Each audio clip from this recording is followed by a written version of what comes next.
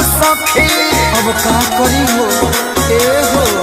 केतनो देखिया पर करीले बरफ सखी तब बोले सतावे दोनों तरफ सखी। सुनना हो दे हटूटे अमिया में तो दर्द करता छूटता पसीना गिरा भी करता हाय हाय रे गरमिया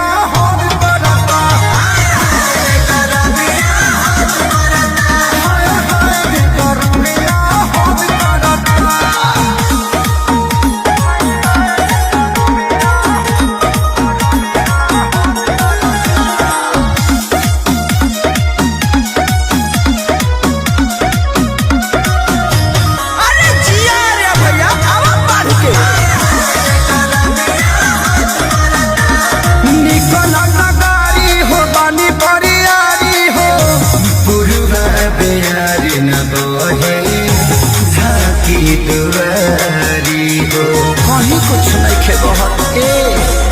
काम पंखा न कूलर एसी करे कुछ मरद जुगाड़ नहीं देसी करे गरम भइल जवानी गरज करता छूटता पसीना भी विरोध करता हाय हाय रे गरमिया हद करता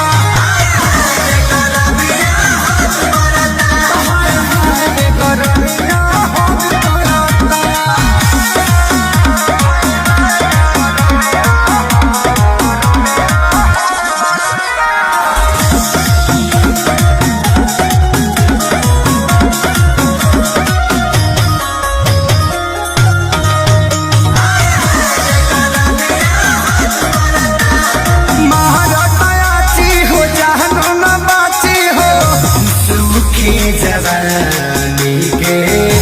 हरियर गाछी हो आग जैसे बहो दिया बाबू भूकात बाबे बूते के हो मन करे न खेसारी संगे सूते के हो आदर्श अखिले से सारे सरहद करता छूटता पसीना गिरद करता हाय हाय रे